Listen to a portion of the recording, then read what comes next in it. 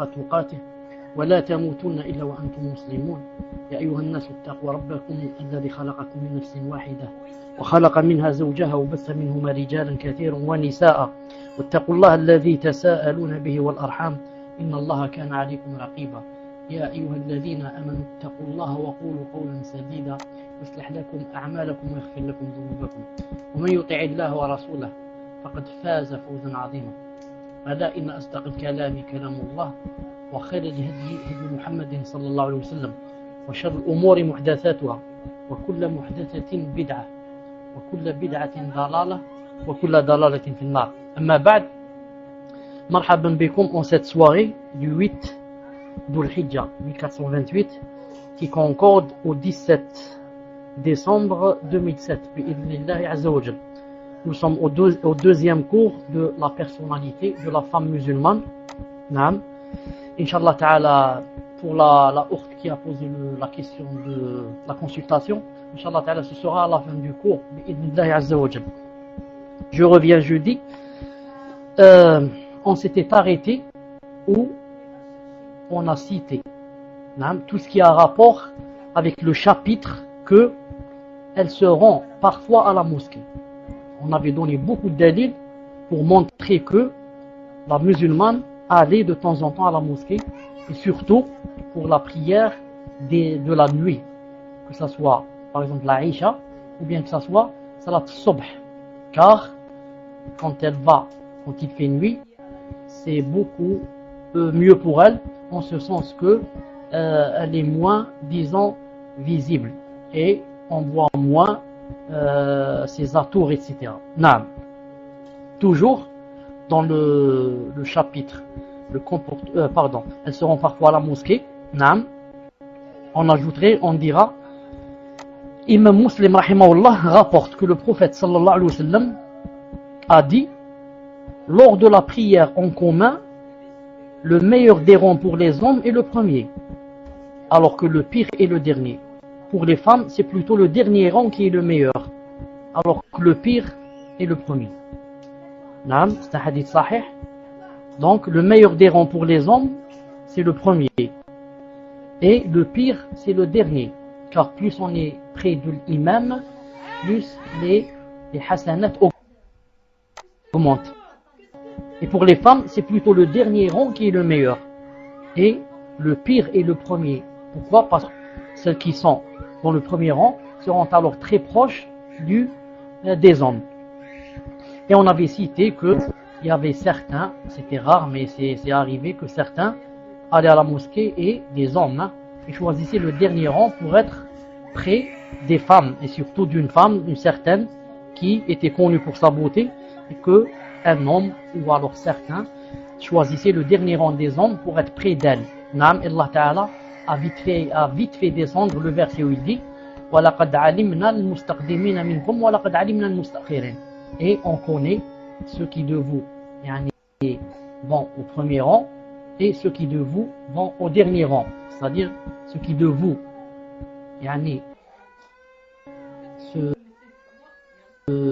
vont plus près de l'imam à cause de la salat et ceux qui de vous restent les derniers à cause de la femme. Même Allah subhanahu wa ta'ala, sa science, rien ne lui échappe, bien sûr. Et autre chose, j'ai lu certains ulama qui ont dit que maintenant de nos jours, puisque la femme fait la prière dans un endroit isolé, elle n'est pas du côté, elle n'est pas proche des hommes. Alors ils ont dit que maintenant le rang le meilleur par rapport à elle, c'est aussi le premier, c'est comme l'homme. En ce sens que quoi? En ce sens que quand elle est dans le premier rang, il n'y a aucun homme devant elle. Elle est dans une salle toute seule. Donc, où est la sagesse qu'elle aille dans le dernier rang? Qu'est-ce qu'elle va s'éloigner de qui? Les hommes ne sont pas avec elle.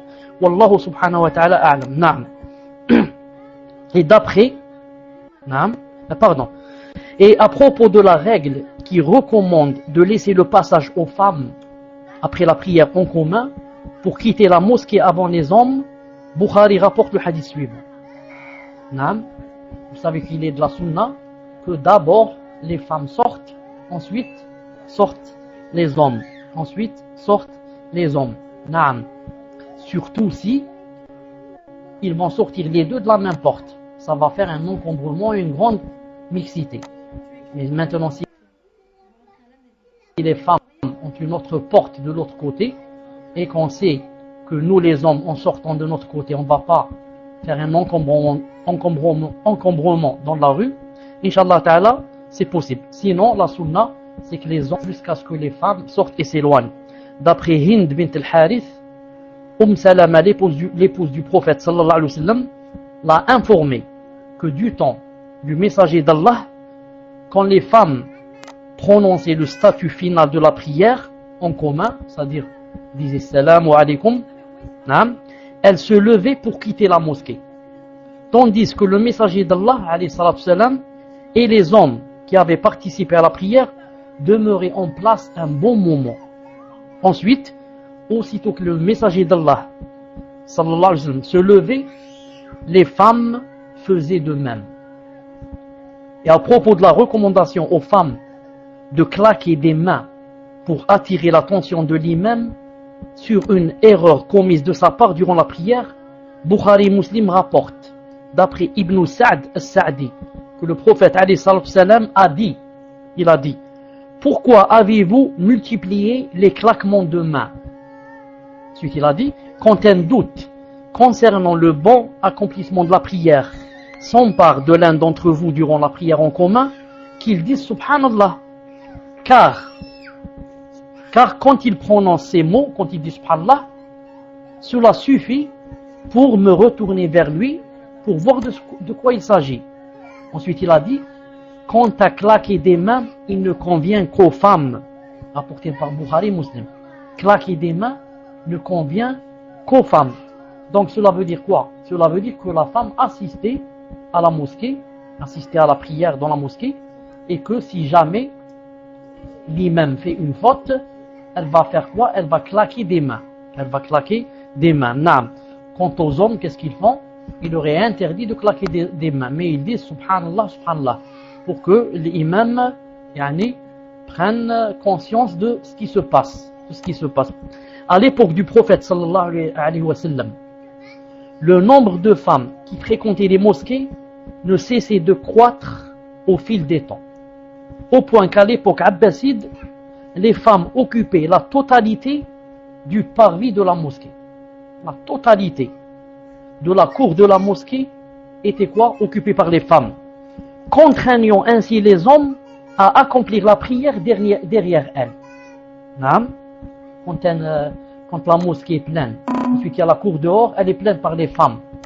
Maintenant, les hommes qui vont venir, comment qu'ils vont faire la prière? Ils vont la faire derrière les femmes. Cette situation nouvelle fut d'ailleurs tolérée par l'imam Malik ibn Anas, rahimahullah. Dans Al-Mudawwana al-Kubra, Ibn al-Qasim, rahimahullah, a dit, j'ai interrogé Malik au sujet des gens qui, ayant trouvé la cour de la mosquée emplie de femmes et la mosquée elle-même entièrement occupée par les hommes, accomplissent la prière en commun derrière les femmes. Qu'en est-il? Il m'a répondu, leur prière est correcte. Ils ne sont pas obligés de la refaire. Al-Mudawwana al-Kubra, volume 1, page 106. Cependant, et en conformité avec les préceptes de l'islam, exigeant la pureté des sentiments, des comportements et des rites au sein de la société, la sortie de la femme pour accomplir la prière dans la mosquée ne doit susciter aucune tentation. Jazakallahu khair muslim, j'allais te demander ça. Ne doit susciter aucune tentation. Au cas où la sortie de la femme de chez elle, pour une raison ou une autre, que ce soit la mosquée, ou bien mariage, ou bien autre chose, ou bien travail, ou je ne sais pas quoi. Si, au cas de sa sortie, elle est susceptible de provoquer une tentation quelconque chez les hommes, alors il lui est préférable, voire recommandé, et moi j'ajoute, je dis, il lui est obligé d'accomplir sa prière dans sa maison. Le hadith cité plus haut le confirme. Et ensuite il dit, d'après Abdullah ibn Omar ibn al-Khattab, radiyallahu ta'ala anhu, le prophète sallallahu alayhi wa sallam a dit, n'empêchez pas vos femmes d'aller aux mosquées. Toutefois, il leur est préférable d'accomplir la prière dans leur demeure. Naam.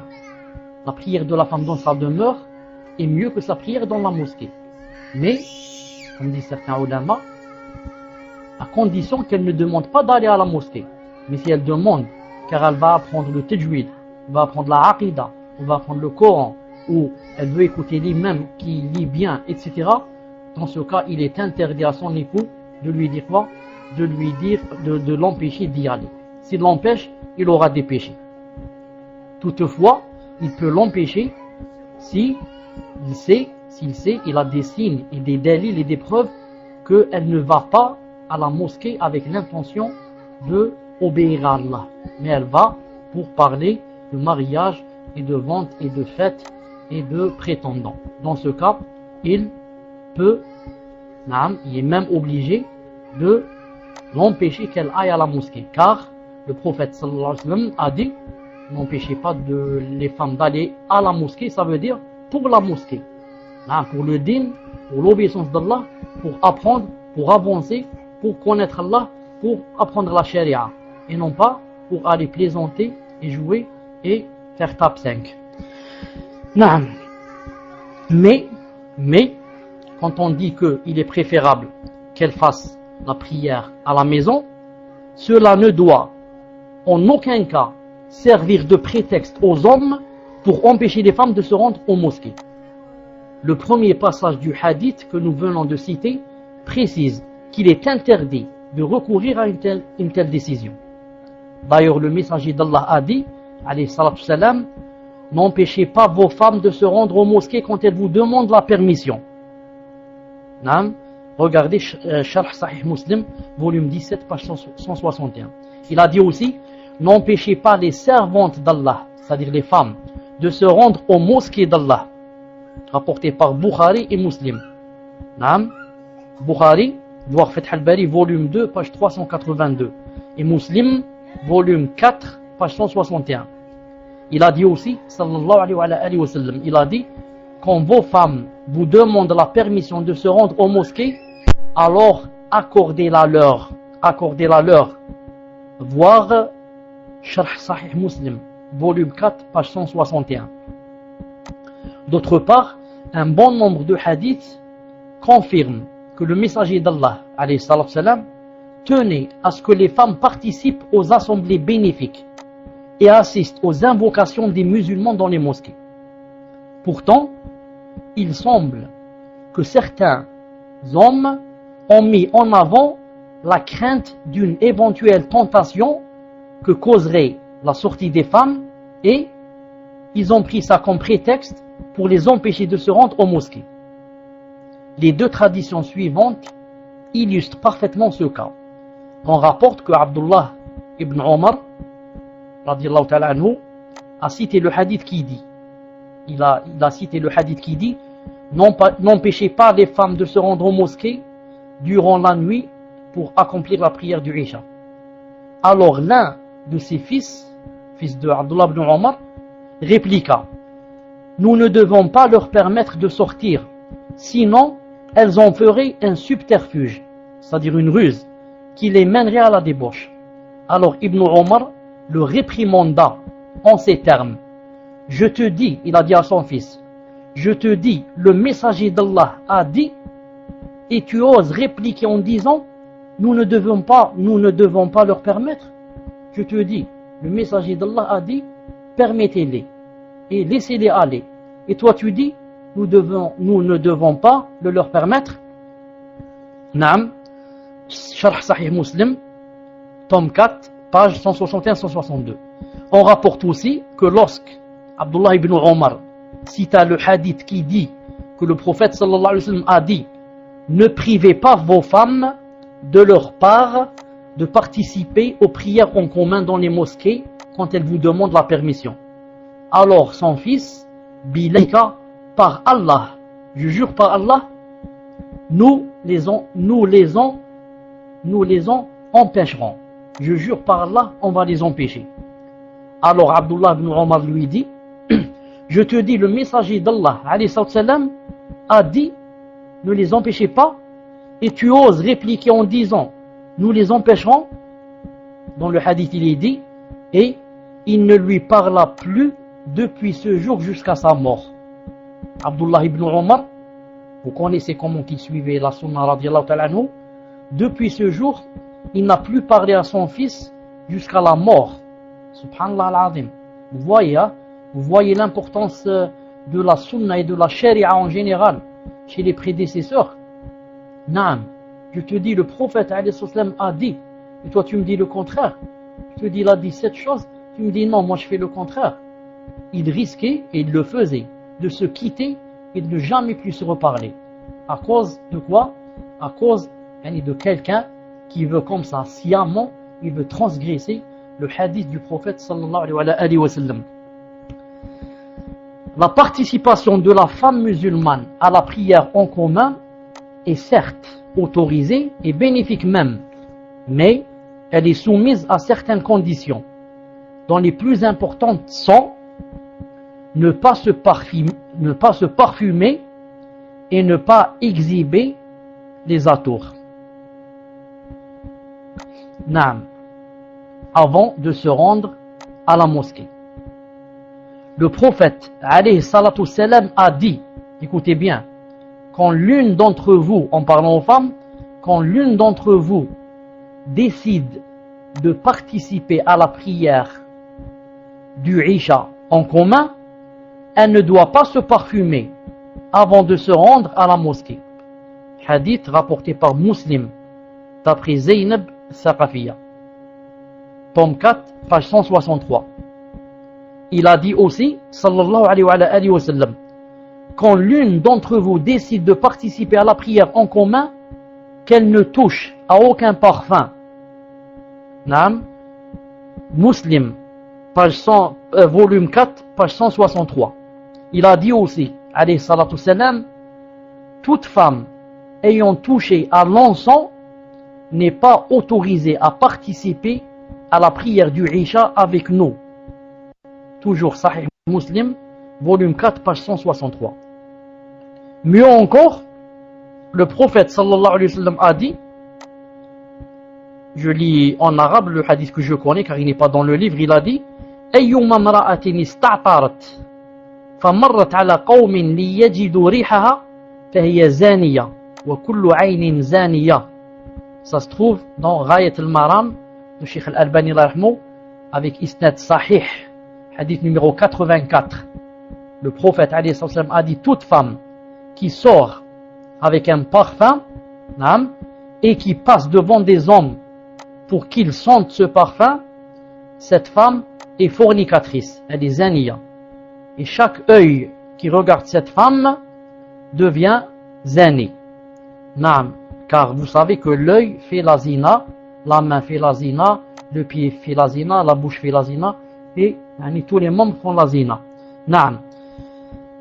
Cinquièmement, elle participe aux prières relatives aux deux fêtes. Et ça tombe bien. L'Eid est très près bi'idna azza wa jal. Ici chez nous, c'est Inch'Allah Ta'ala. Attendez. Aujourd'hui c'est quoi? C'est lundi. Donc c'est mardi. Donc c'est mercredi. Ici, Inch'Allah Ta'ala. Chez vous, je ne sais pas c'est quand. Au Bangladesh, c'est samedi. C'est vendredi. C'est 2 jours après. Taïb. Il a dit, en la chargeant des mêmes devoirs cultuels que l'homme, l'islam accorde un grand honneur à la femme. Et ceci s'illustre par les différents textes qui l'exhortent à assister aux assemblées publiques des musulmans, notamment lors de la prière de la rupture du jeûne et celle du sacrifice, l'Eid al-Adha ou l'Eid wa Eid al-Fitr. Naam. Pour s'accorder les effets bénéfiques qu'elle comporte et pour qu'elle bénéficie des invocations des croyants. En effet, plusieurs hadiths rapportés par le Bukhari et Muslim, dans leur Sahih, mentionnent que le messager d'Allah alayhi salatu salam ordonnait à toutes les femmes de sortir de chez elles pour assister à ces deux fêtes. La fête de l'Aïd, le petit Aïd, et le grand, celle du sacrifice. Naam. Y compris les vierges, celles qui ne quittaient jamais leur gynécée. et celles qu'on tenait à l'abri des regards. Il ordonnait même aux femmes qui avaient leurs menstrues de quitter leur demeure et de se mettre à l'écart du lieu de prière pour assister à cette assemblée bénéfique et bénéficier des invocations des croyants.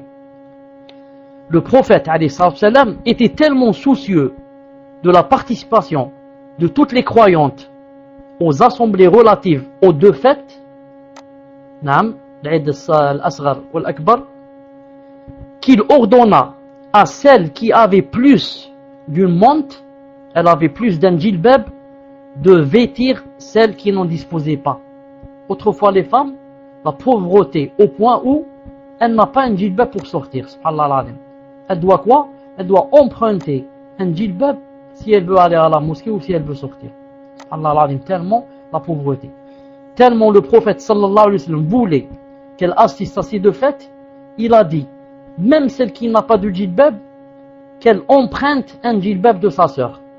Elle lui dit, prête-moi un djilbab juste pour sortir à la fête, et Inch'Allah Ta'ala, je te le rends après, Inch'Allah Ta'ala, cette assemblée, qui est l'assemblée de l'Aïd. Cela reflète quoi?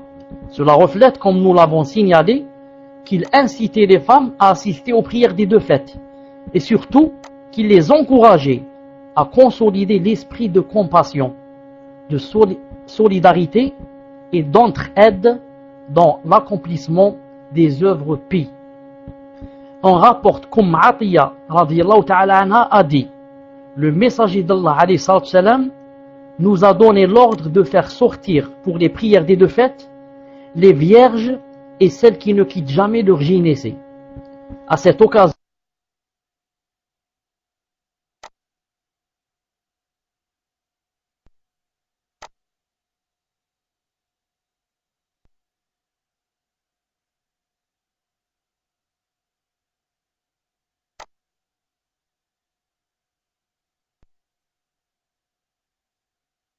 et elle, alors quoi?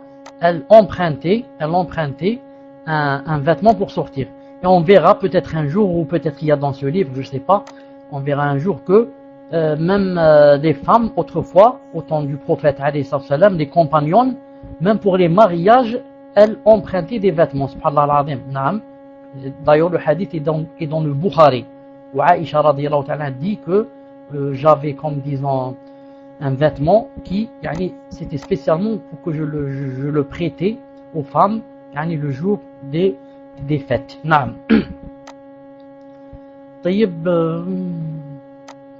Alors, Atiya rapporte que le messager d'Allah sallallahu alayhi wa sallam nous a ordonné de faire sortir pour les prières des deux fêtes les vierges et celles qui ne quittent jamais leur gynécée. À cette occasion, il ordonnait alayhi salatu salam aux femmes qui avaient leur menstru de se tenir à l'écart du musalla. Maintenant, quand le prophète sallallahu alayhi wa sallam demande à la femme qui n'a pas de djilbab, lui demande d'aller emprunter un djilbab. Ce n'est pas là, vous ne voyez pas que c'est un délit que quoi? Que donc assister à l'Aïd, c'est une chose très importante, n'est-ce pas?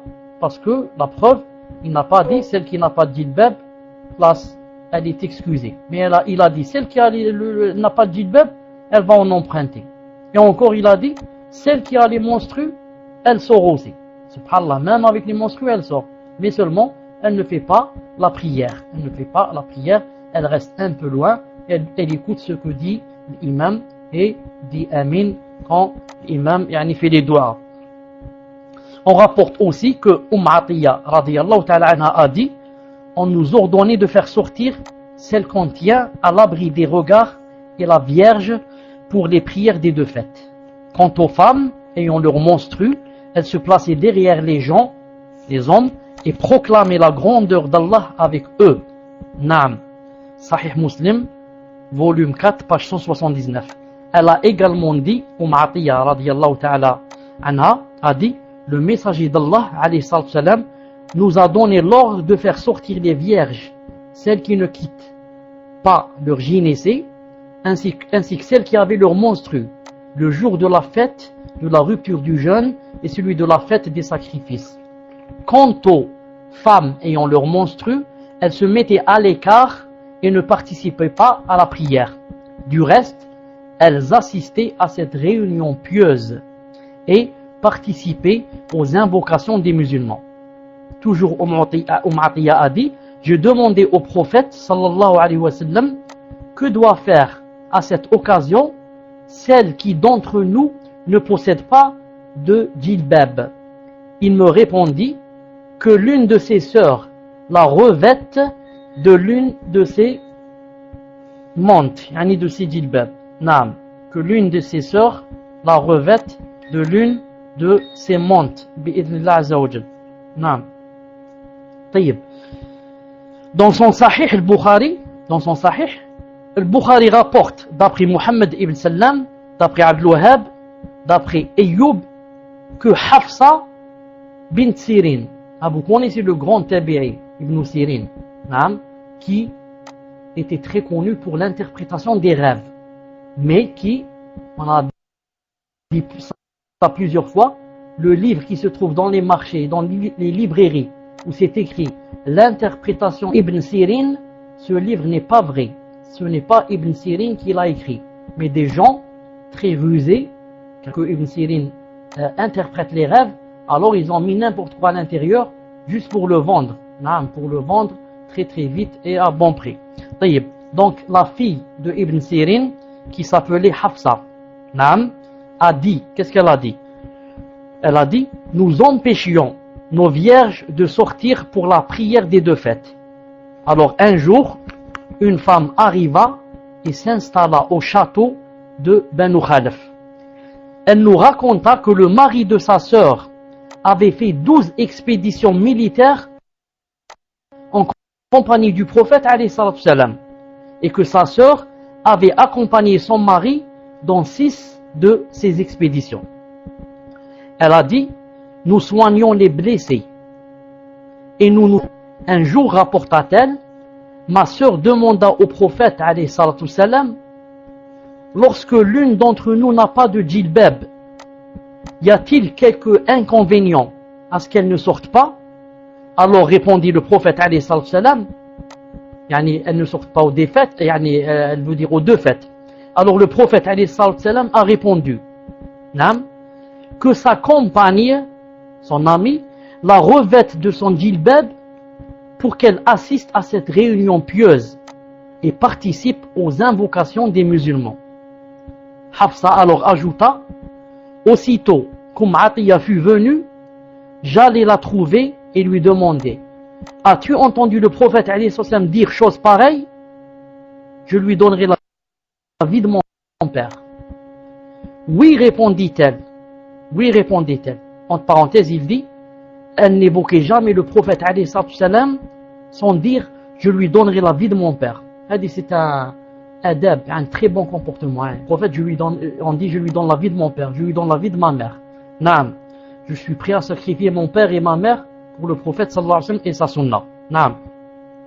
Elle a dit, j'ai entendu dire, je l'ai entendu dire, que les vierges, celles qui ne quittent pas leur gynécée, ou les vierges et celles qui ne quittent pas leur gynécée, ainsi que les femmes qui ont leur menstru, qu'elles sortent pour assister à cette réunion pieuse et participer aux invocations des croyants. Il a dit, toujours, alayhi salatu salam, celles qui ont leur menstru doivent se tenir à l'écart du musalla, à l'écart du lieu où on fait la prière. Je lui demandai alors, même celles qui ont leur menstru? Oui, me répondit-elle, une femme ayant ses menstrues n'assiste pas à Arafat? Une femme ayant ses menstrues n'assiste-t-elle pas encore à tel et tel rite? Non, la femme qui a ses menstrues, donc maintenant si elle va au Hajj, elle n'assiste pas à Arafat, on lui dit reste dans la tente.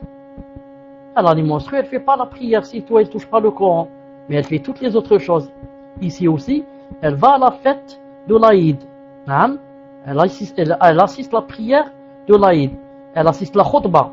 Elle entend ce que dit l'imam et participe ce jour-là, ce jour sublime. Mais ne fait pas la prière, c'est tout. Elle s'éloigne de l'endroit où on fait la prière pour laisser place aux femmes qui sont disposées à la faire. Et elle se met à l'écart, c'est tout. Non. Ces hadiths authentiques indiquent clairement que quoi? L'intérêt que portait le messager d'Allah à la sensibilisation de la femme musulmane sur le plan intellectuel et spirituel. D'ailleurs, c'est tellement important le fait que la femme sorte le jour des deux fêtes, même si elle a les menstrues, c'est tellement important que le hadith que je viens de citer maintenant, où il est dit que sa compagne la revête de son djilbab pour qu'elle assiste à cette réunion pieuse et participe aux invocations des musulmans. Quand il a dit comme ça, le prophète sallallahu alayhi wa sallam, il a dit que sa compagne, son amie, la revête de son djilbab. J'ai lu une fois dans Fath al-Bari, ça fait très longtemps, j'ai lu qu'il a dit, si j'ai encore une bonne mémoire, il a dit, certains ulama se sont basés sur ce hadith où le prophète alayhi salam a dit qu'elle la revête de son djilbab. Il a dit certains ulama ont pris l'apparence du hadith. Il a dit donc, il est possible qu'il soit en train de parler d'un seul djilbab. C'est-à-dire que elle doit la revêtir de son djilbab qu'elle met elle-même. C'est-à-dire elle rentre avec elle dans le djilbab. Et elles vont aller les deux dans le même djilbab à la prière. Mais vous devez savoir que c'est une chose, si ça se faisait, vraiment étonnante, que deux femmes rentrent dans le même djilbab. D'ailleurs, c'est un délit que le djilbab autrefois était très large. Mais comment qu'elles vont faire pour marcher? Que vont dire les gens, surtout de notre époque? On va sûrement la filmer et dire regardez l'islam, regardez la folie des musulmans, regardez comment on dit ça, le fanatisme des musulmans, des musulmanes. Imaginez deux têtes qui sortent d'un djilbab, deux têtes, et quatre pieds et quatre mains qui marchent. Ce serait vraiment étonnant. Donc sûrement que le prophète sallallahu alayhi wa sallam, quand il a dit qu'elle la revête de son djilbab, ça veut dire de son djilbab qu'elle a à la maison. Elle a un autre djilbab, qu'elle la revête de son djilbab. Naam. Taïb. Donc, pour cette raison, j'ai dit que le prophète alayhi salam voulait que la femme aille à ces deux fêtes. C'est pour cette raison qu'il ordonnait à toutes les femmes de sortir de chez elles pour participer à cette cérémonie. Mais même les femmes en période de menstrues, qui sont pourtant épargnées de la prière, ne sont pas autorisées à se rendre à la mosquée. Celles-là, le prophète alayhi salam leur ordonnait de quitter leur demeure pour participer à ces deux grandes cérémonies, assister à leur réunion bénéfique, proclamer la grandeur d'Allah, l'invoquer avec les croyants et écouter les imams du haut de leur mimbar après la prière et les tenir au courant des questions qui concernent la communauté musulmane. Naam.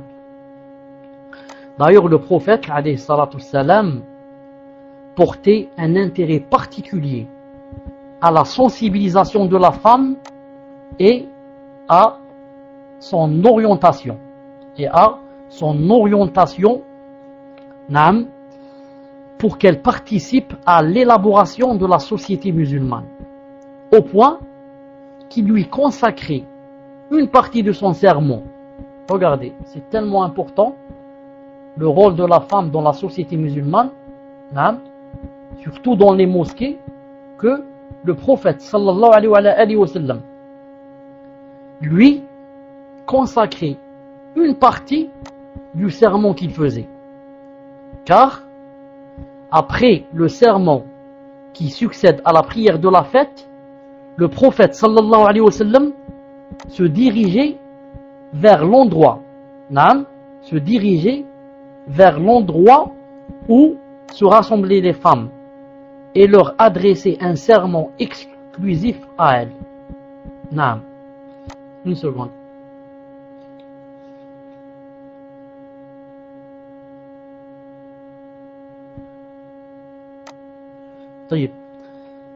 D'ailleurs, le prophète sallallahu alayhi wa sallam a fait de ce serment l'un des devoirs de l'imam, tous les imams, pendant cette cérémonie. C'est-à-dire que l'imam, il est de la sunna, quand il fait le prêche des deux fêtes, quand il termine de parler, il parle un peu spécialement de quelque chose qui a un rapport avec les femmes. Normalement, il descend du mimbar pour leur faire un prêche assez court, spécialement pour elles. Mais maintenant, il y a le micro, il y a les baffes. Et les femmes sont loin, peut-être au premier étage, peut-être je ne sais pas où. Ce n'est pas la peine qu'il aille vers elles. Mais il serait dans la sunna qu'il parle de quelque chose qui a un rapport avec les femmes à la fin du prêche de l'Aïd. Bukhari et Muslim rapportent, d'après Ibn Jurayj, d'après Ata, que Jabir ibn Abdillah a dit: le jour de la rupture du jeûne, le prophète sallallahu alayhi wa sallam se leva et fit la prière de l'Aïd. Avant de prêcher, il débuta par présider la prière. C'est ça la sunna, on commence par la prière. Ensuite, qu'est-ce qu'il fait? Qu'est-ce qu'il a fait sallallahu alayhi wa sallam? Il adressa son prêche aux gens. Quand il eut terminé, il descendit, se rendit auprès des femmes, et leur fit des exhortations. Durant ce temps, il s'appuyait sur le bras de Bilal. Et celui-ci, Bilal, que faisait, radiyallahu ta'ala anhu, étendait son vêtement sur lequel les femmes déposaient leurs aumônes. Alors je demandais à Ata, ajoutait Ibn Jurayj, était-ce l'aumône obligatoire de la rupture du jeûne? Yani zakat al-fitr. Les femmes, qu'est-ce qu'elles donnent, zakat al-fitr? Non, répondit-il, mais c'est une aumône surérogatoire qu'elle faisait à cette occasion. L'une d'entre elles déposait sa grosse bague et les autres faisaient de même en déposant encore d'autres choses de valeur comme les boucles d'oreilles, etc. Subhanallah al-Azim. Je dis à Ata, reprend Ibn Jurayj, est-il également du devoir de l'imam à notre époque d'aller auprès des femmes après son prêche et de les exhorter? Certes, répondit-il, c'est un devoir qui incombe à l'imam et il n'y a aucune raison pour qu'il ne le fasse pas. Fath al-Bari, volume 2, page 466. Page 466. Naam.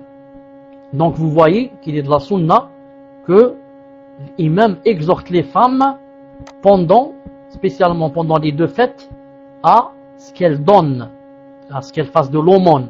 Et regardez, autrefois elles étaient pauvres mais très riches en foi, pauvres en habits, etc., mais très riches en foi. Elles donnent des bagues d'or. Et l'autre, il a cité, il a dit, elle déposait sa grosse bague.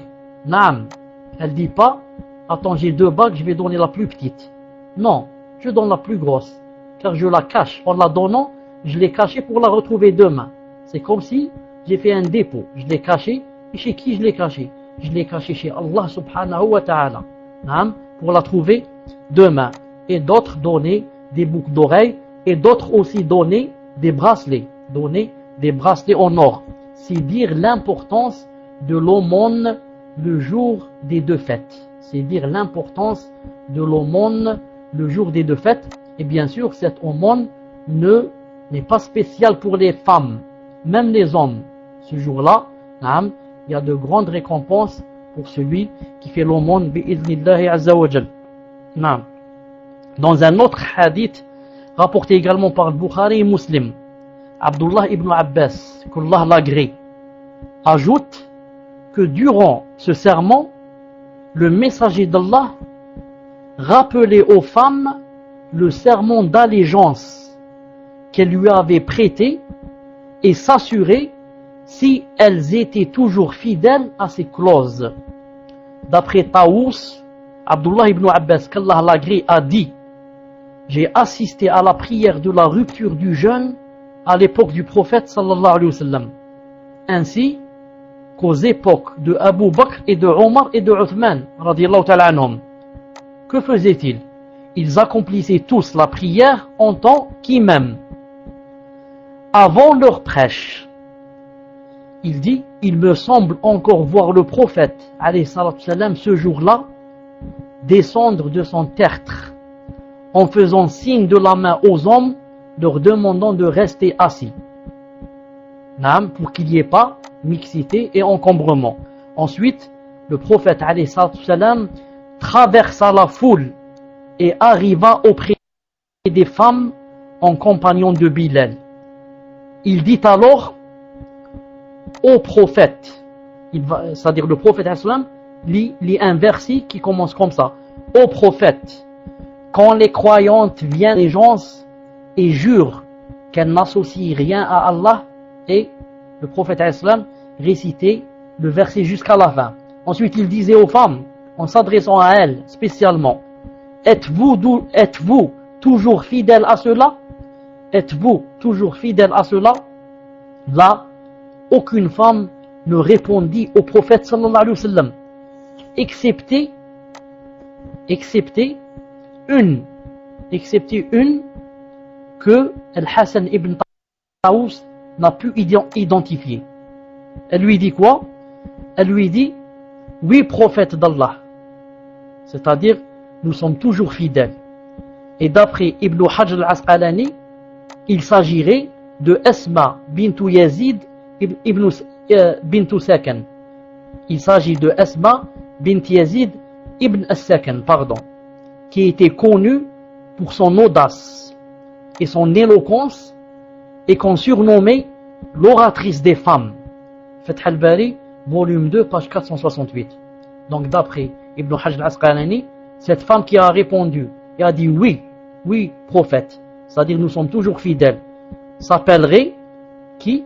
Elle s'appellerait Asma bint Yazid ibn Sakan. Elle était très éloquente quand elle parlait. Et d'ailleurs, on l'a surnommée l'oratrice des femmes. Alors,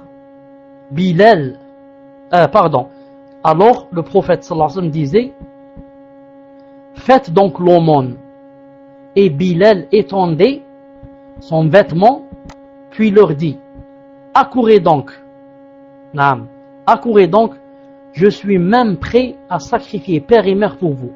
Alors les femmes se mirent aussitôt à déposer leurs grosses et petites bagues dans le vêtement de Bilal. Sharh Muslim, volume 4, page 171. Donc il est évident qu'en exhortant les femmes dans le musalla, en les incitant à faire l'aumône et en s'assurant qu'elles étaient toujours fidèles à leur serment d'allégeance, le messager d'Allah alayhi salam, leur rappelait leurs devoirs religieux et les encourageait à accomplir les œuvres pies. Or tout cela n'a pu se réaliser que grâce à l'appel qu'il leur a adressé de participer à la prière des deux fêtes. Si elles ne participaient pas, rien de cela n'aurait eu lieu. D'où l'importance de la prière en commun pour la vie individuelle et collective de la société musulmane. Il dit enfin, certes l'islam n'oblige pas les femmes à participer à la prière en commun dans la mosquée. Néanmoins, il leur recommande, quand elles se rassemblent dans un endroit quelconque, d'accomplir la prière prescrite en commun. L'islam demande, quand les femmes se groupent dans un endroit, par exemple elles sont chez des sœurs invitées par exemple, qu'elles fassent la prière en groupe. Ce n'est pas, chaque femme va faire la prière seule. Et la femme qui a des filles à la maison, elle fait la prière avec ses filles, elle guide ses filles. Et non pas, chaque femme et chaque fille fait la prière seule. Mais comme vous savez, la femme reste au milieu du groupe, reste au milieu du rang. Elle ne sort pas du rang, elle reste au milieu. Et quand elle dit Allahu Akbar, elle descend, les autres descendent. Quand elle dit Sami Allah liman hamidah, les autres se lèvent. Et comme ça. Toutefois, elle n'est pas obligée de faire le adhan. Si elle fait le adhan, Cheikh Al-Albani a dit, c'est permis. Si elle commence direct par l'iqama, c'est aussi permis. Direct, elle commence par la iqama, comme c'est l'avis de beaucoup de ulama qui disent qu'elle ne fait pas l'adhan. Si toutefois elle le fait sans qu'il y ait des hommes qui l'entendent, à part les mahrams, ce n'est pas interdit, Inch'Allah Ta'ala. Sixièmement, Muslim alhamdoulilah, quand je dis cinquièmement, sixièmement, septièmement, écris les titres, barakallahu fik. Sixièmement, elle accomplit fréquemment les prières nafila. Sixièmement, elle accomplit fréquemment les prières surérogatoires. Naam.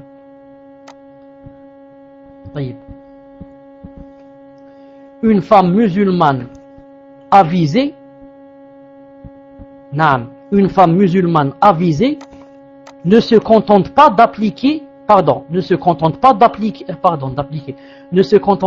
d'accomplir les 5 prières prescrites, mais elle tâche plutôt, autant que possible, d'accomplir les prières dites rawatib et les prières surérogatoires, dont la prière du milieu de matinée, comme salat al-duha, et celle accomplie après le maghrib et la prière nocturne.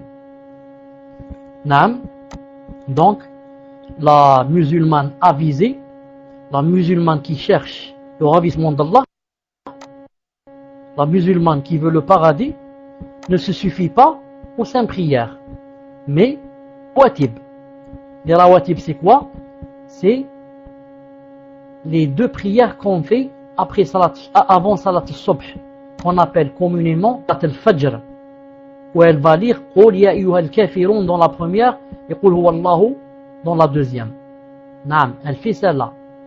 Elle fait aussi 4 rak'at avant salat al-dhuhr. Avant salat al-dhuhr, elle fait 4 rak'at. Elle fait 2 et elle dit salam alaykum. Elle fait 2 et elle dit salam alaykum. Après avoir terminé le dhuhr, après avoir fait les invocations, elle fait aussi 2 rak'at. Après salat al-maghrib, elle fait 2 rak'at. Après salat al-isha, elle fait aussi 2 rak'at. Ça donne combien? Ça donne 12. 12 rak'at qu'on appelle les rawatib. Quiconque, des hommes et des femmes, comme a dit le prophète sallallahu alayhi wa sallam, quiconque, yani, comment qu'on dit le mot yuhafiz, quiconque, yani, je trouve pas le verbe, quiconque des hommes, yani, et des femmes, fait ces 12 rak'at que je viens de citer et essaye de les faire, naam, yani, sans les rater, sauf quand il a des excuses, quand par exemple il est en voyage, ou là il est malade ou là, celui-là, Allah Ta'ala va lui bâtir une maison dans le paradis. Une maison dans le paradis sera construite spécialement pour celui qui fait fréquemment les 12 rak'at que je viens de citer. Il est toutefois permis de faire, au lieu de faire 4, persévère. Au lieu de faire 4 avant le dhuhr, il peut faire 2 seulement avant le dhuhr et 2 après.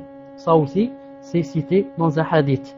Mais le mieux, c'est de l'hadith a dit quiconque persévère et accomplit fréquemment 12 rak'at, Allah Ta'ala lui construit une maison dans le paradis. Donc 12 rak'at, je répète pour ceux et celles qui oublient, les 2 qu'on appelle salat al-fajr, ensuite 4 avant le dhuhr, ça fait 6. 2 avant le dhuhr, ça fait 8. 2 avant le maghrib, ça fait 10. 2 après le isha, j'ai dit 2 après le maghrib, ça fait 10. 2 après la isha, ça fait 12. J'ouvre une parenthèse très vite ici pour dire que il est de la sunna pour les hommes qui font la prière dans la mosquée, il est dans la sunna de faire les 2 rak'at qui viennent après le maghrib à la maison et pas à la mosquée. Il est de la sunna de ne pas faire les 2 rak'at après le maghrib dans la mosquée, mais on les fait dans la maison, car il y a un hadith spécial qui dit que, spécial pour ces 2 rak'at, qui dit faites-les à la maison. Bien sûr, sauf pour celui qui doit rester dans la mosquée, il ne va pas aller à la maison entre le maghrib et la isha. Celui-là, donc, il est obligé de faire ces 2 rak'at dans la mosquée. Sinon, s'il a la possibilité, et il sait qu'il va à la maison pour boire le café ou pour manger par exemple, il va les laisser pour les faire à la maison, comme a dit le prophète sallallahu alayhi wa sallam. Donc, la musulmane avertie et avisée sûrement qu'elle fait ses 12 rak'at. Naam. Et elle fait de temps en temps la prière nocturne. Et elle fait aussi salat al-duha. Salat al-duha qui commence lorsque le soleil est bien sorti. Lorsque le soleil se lève et masha'Allah on le voit bien haut. Il a dépassé les montagnes, masha'Allah, il est bien sorti. Elle commence jusqu'à et se termine juste avant salat al-dhuhr. Ça s'appelle salat al-duha.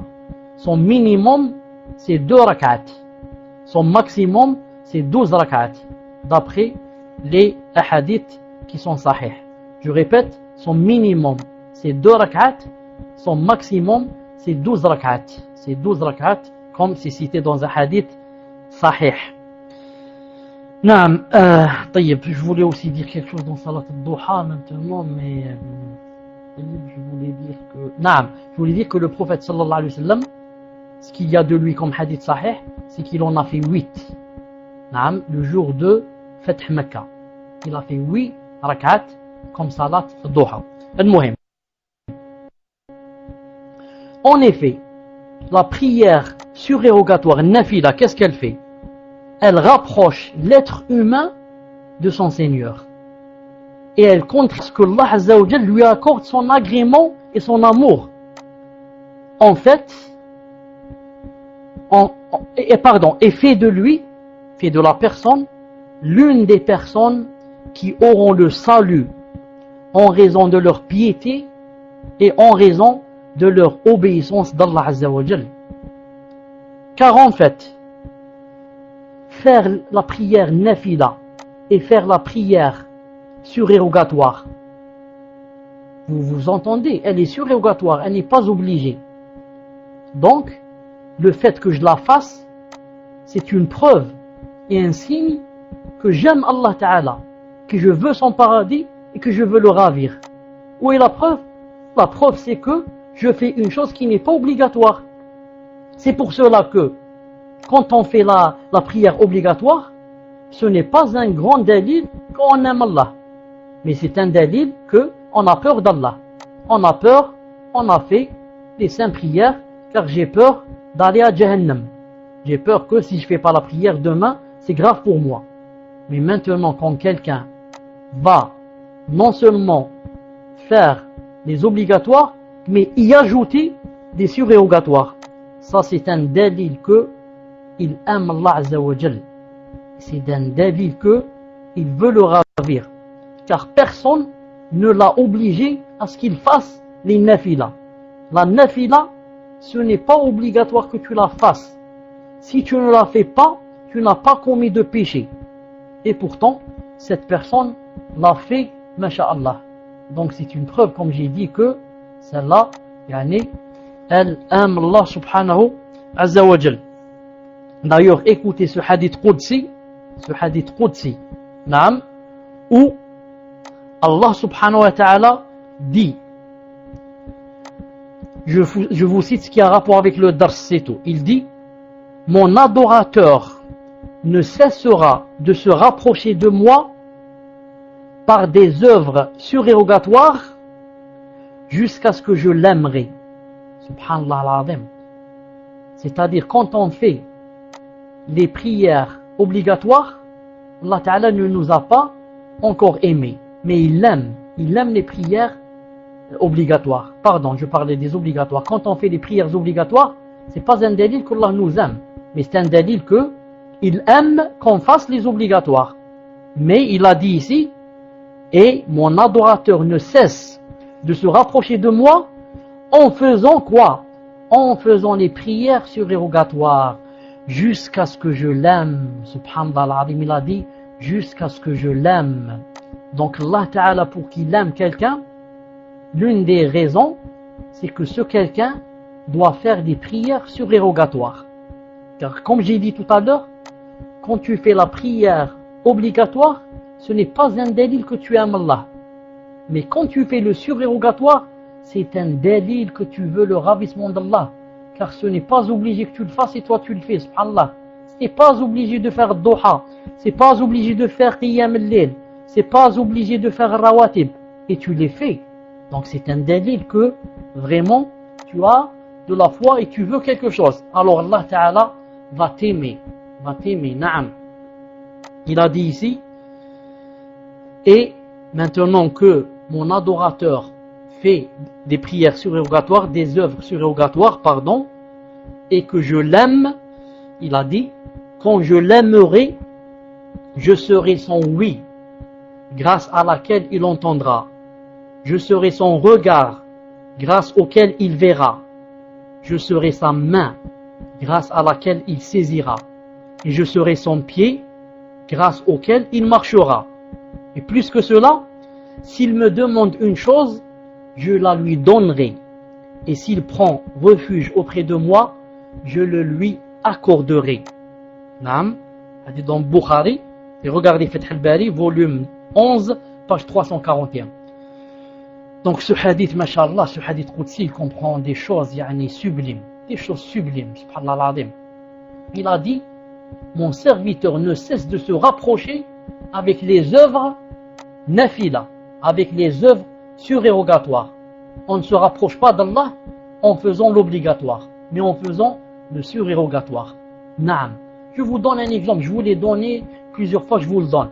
Allez, aujourd'hui, je vais choisir un autre exemple. Je vais dire, je paye mon professeur de mathématiques, naam, je le paye, disons, je donne comme ça des noms, je donne des chiffres comme ça, je le paye par exemple 10 € pour une heure. Naam. Maintenant, l'heure s'est terminée et mon professeur de mathématiques continue à m'enseigner les mathématiques. Subhanallah, il a ajouté une autre heure. Quand je vais le payer, je lui donne 20 €. Il me dit non, donnez-moi seulement 10. Et les 10 autres, et l'heure que tu as ajoutée, non, je ne veux pas prendre l'argent, c'est juste pour toi. Naam. Subhanallah, qu'est-ce que ça veut dire ça?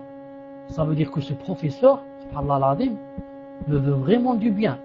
Naam. Il a fait ça sans que je lui demande. Il l'a fait, subhanallah, de son propre gré.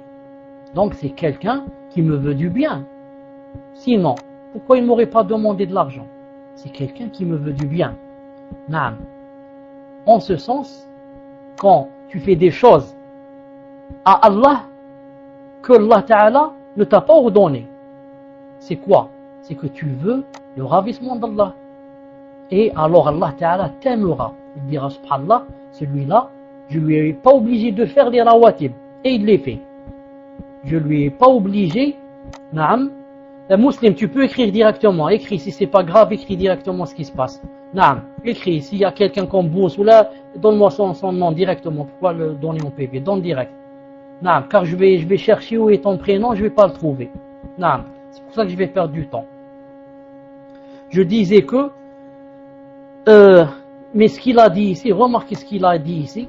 Attendez, je vais d'abord chercher Muslim, peut-être c'est quelque chose d'important. Laisse le PV ouvert, Muslim, laisse le PV, Inch'Allah Ta'ala, ouvert.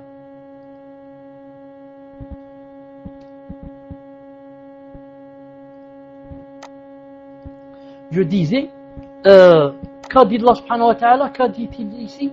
Il a dit, et quand je l'aimerai, voilà ce qui est aussi très important. Quand je l'aimerai, je serai son oui, avec laquelle il entend. Subhanallah al-Azim, je serai son oui, avec laquelle il entend. Je serai aussi son regard, avec lequel il voit. Naam. Je serai aussi quoi? Son pied, avec lequel il marche. Naam. Et je serai aussi quoi? Je serai aussi, naam, naam. J'ai dit sa main, son oui, et son pied avec lequel il marche. Et s'il me demande une chose, je la lui donne. Et s'il cherche refuge auprès de moi, je lui accorde.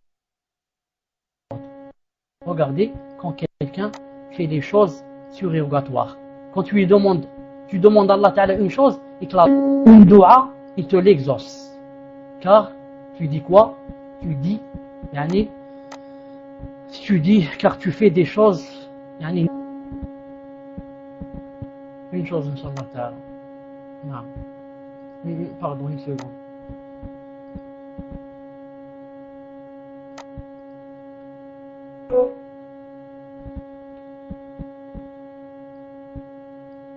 طيب Muslim, cherche avec moi où est la personne. C'est difficile pour moi. Cherche avec moi où est la personne بإذن تعالى.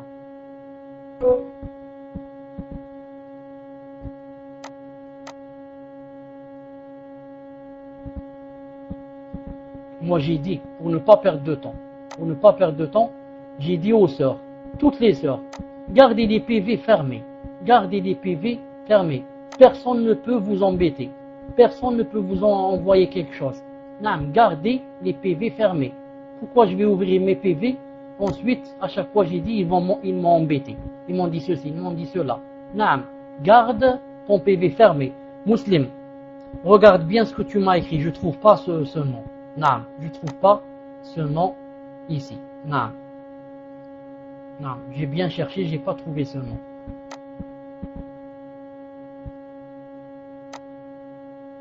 Non. Cherche encore, si tu le trouves, tu me le dis, Inch'Allah Ta'ala. Je disais, le hadith, qu'est-ce qu'il a dit? Je serai son oui. Vous savez ce que ça veut dire, je serai son oui?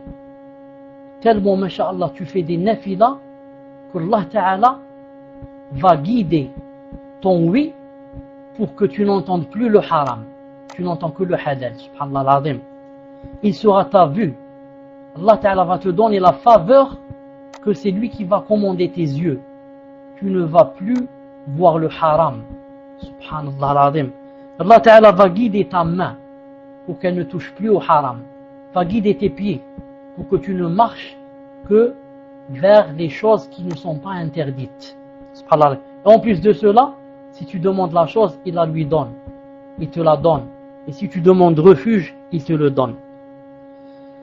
Les actes surérogatoires permettent donc aux serviteurs d'atteindre l'amour d'Allah. Et quand Allah Ta'ala accorde son amour à un être humain, il fait que les gens du ciel et de la terre l'aiment.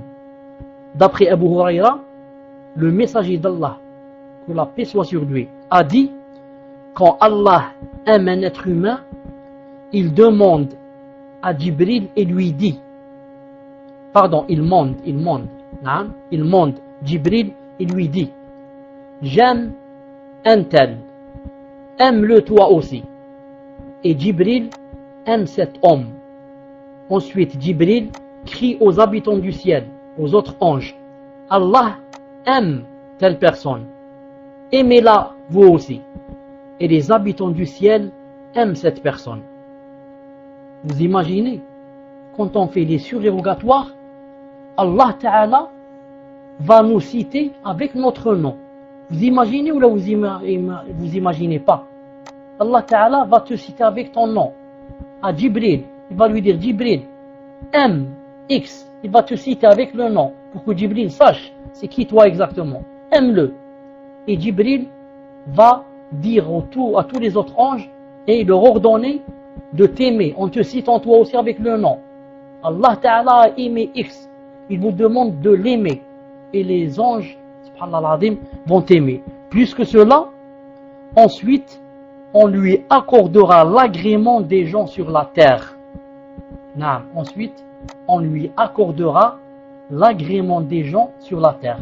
Ensuite, tous ceux qui seront sur la terre et qui sont pieux vont t'aimer bi'idhnillah azza wa jalla, sans que tu fasses des choses pour qu'ils t'aiment.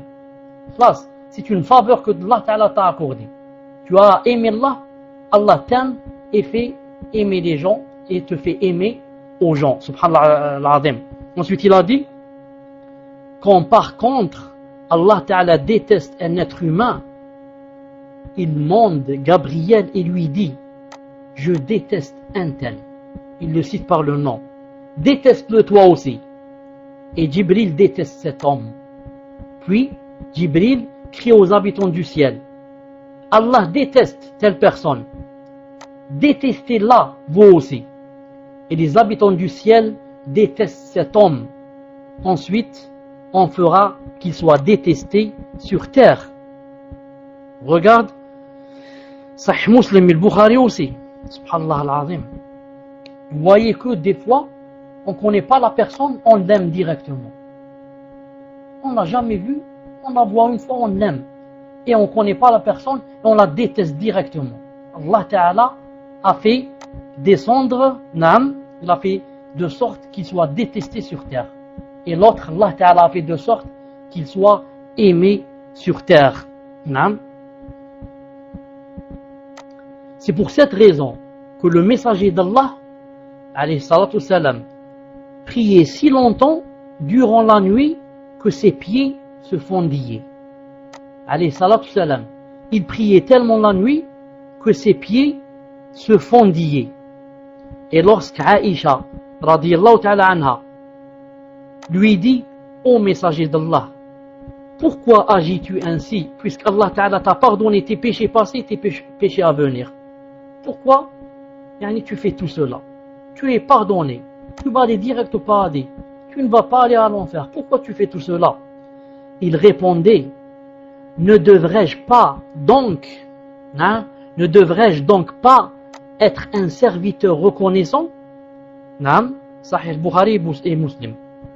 Ne dois-je pas être un serviteur reconnaissant? Car reconnaître et remercier Allah subhanahu wa ta'ala, ce n'est pas seulement avec la langue, comme beaucoup de gens se suffisent à dire par exemple Alhamdulillah. Alhamdulillah, ça s'arrête là. Ce n'est pas suffisant, car des fois on dit Alhamdulillah, on remercie Allah, mais seulement de la langue. Notre cœur n'est pas avec nous. Naam, on est loin, on dit comme ça des mots, naam, sans savoir ce qu'on est en train de dire. Mais il est de la sunna aussi, quand on veut remercier Allah subhanahu wa ta'ala, on le remercie en faisant des nafilas, en donnant de l'argent fi sabilillah, en faisant la prière de la nuit, en faisant des nafilas. C'est ça, remercier Allah subhanahu wa ta'ala. Et ce n'est pas seulement le remercier en disant Alhamdulillah, comme ça. Naam, c'est bien de le dire, mais ce n'est pas suffisant. On rapporte que Zaynab bint Jahsh, l'une des épouses du prophète sallallahu alayhi wa sallam, vous connaissez celle qui est morte, la première des épouses du prophète sallallahu alayhi wa sallam, à avoir joint le prophète alayhi wa sallam après sa mort. Et tout le monde sait qu'elle était très connue par quoi? Très connue par le bras long. Le bras long, c'est-à-dire qu'elle donnait presque tout son argent, ou bien tout son argent, fi sabilillah. Très connue, Zaynab radiyallahu ta'ala, très connue par l'aumône. Naam, c'était peut-être la meilleure des épouses du prophète sallallahu alayhi wa sallam, question d'aumône.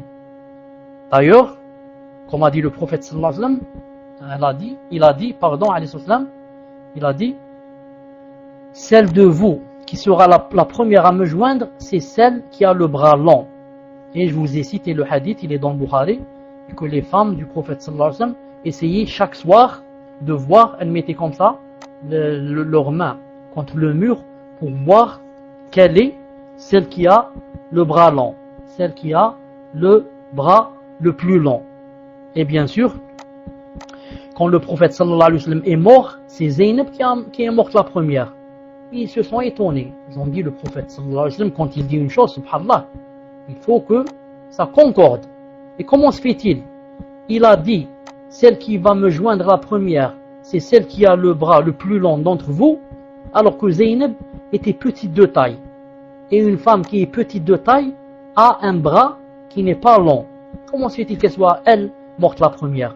Et en bien réfléchissant, ils ont compris, alhamdulillah, que le prophète sallallahu alayhi wa sallam voulait dire, ici, par bras long, c'est celle qui fait l'aumône beaucoup et donne beaucoup d'argent fi sabilillah. On dit une personne a le bras long quand elle donne beaucoup fi sabilillah. Naam. Alhamdulillah. Al-Muhim, on rapporte que Zaynab radiyallahu ta'ala anha, en raison des prières surérogatoires qu'elle prolongeait, elle attacha une fois une corde à 2 colonnes de la mosquée pour s'y accrocher en cas de fatigue et retrouver ainsi son énergie. Allahu Akbar, hadith sahih. Vous écoutez? Elle faisait tellement la prière, nafila, qu'elle avait accroché une corde entre 2 piliers, entre 2 colonnes de la mosquée. Et quand elle se fatigue, qu'est-ce qu'elle fait? Elle, qu'est-ce qu'il dit là? Elle s'accroche. Elle s'accroche comme ça avec une main et continue, subhanallah al-azim, à faire la prière pour ne pas tomber. Imaginez, subhanallah, c'est une nafila.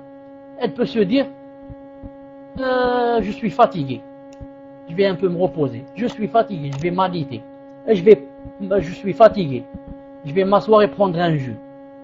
Non, elle met une corde, subhanallah, et elle continue.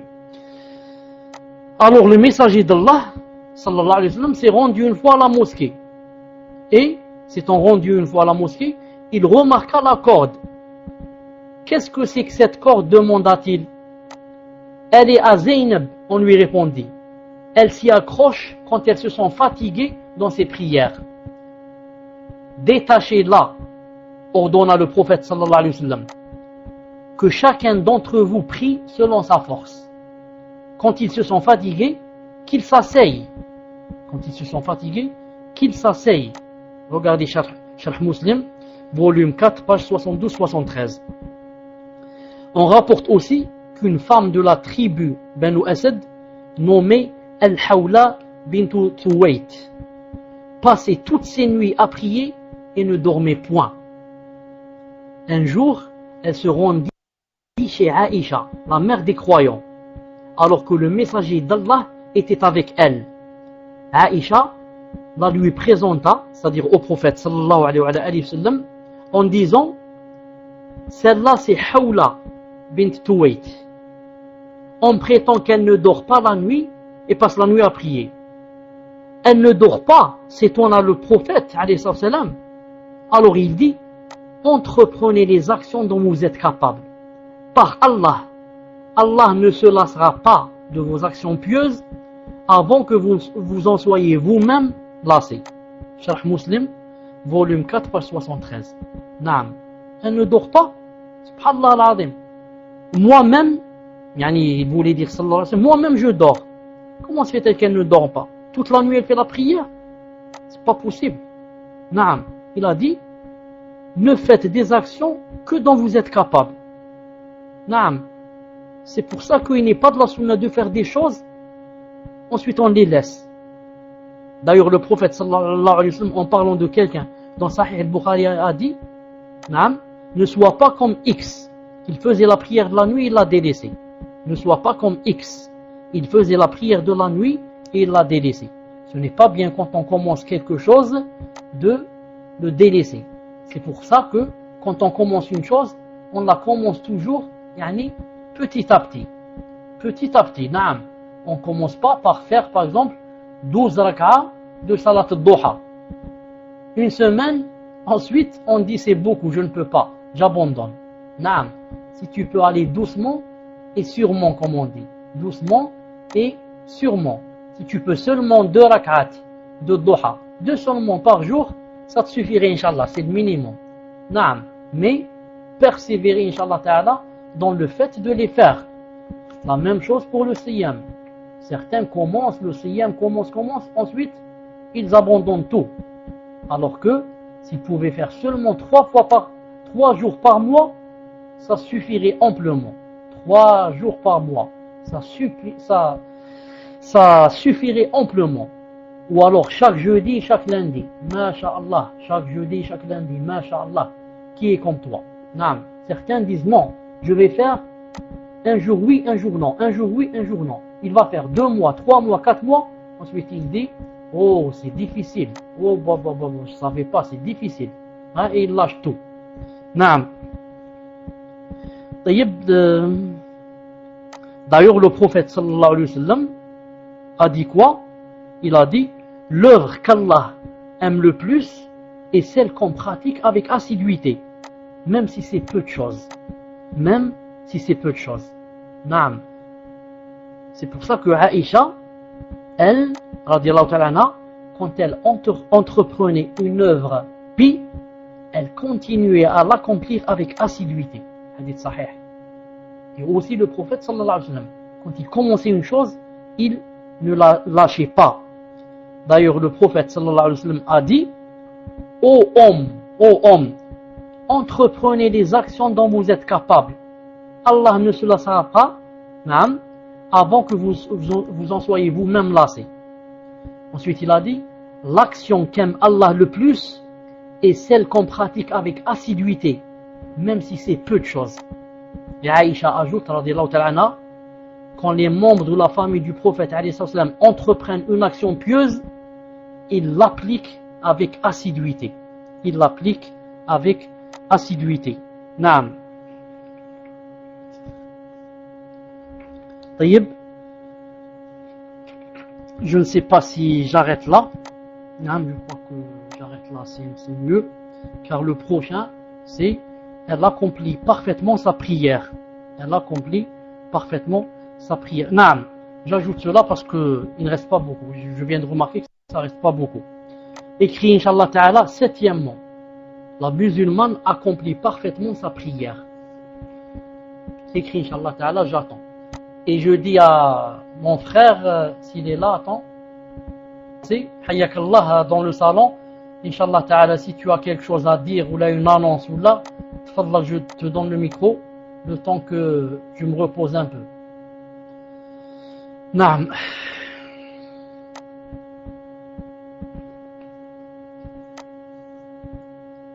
Est-ce que, Inch'Allah Ta'ala, as-tu quelque chose à dire, bi'idna Azza wa Jal?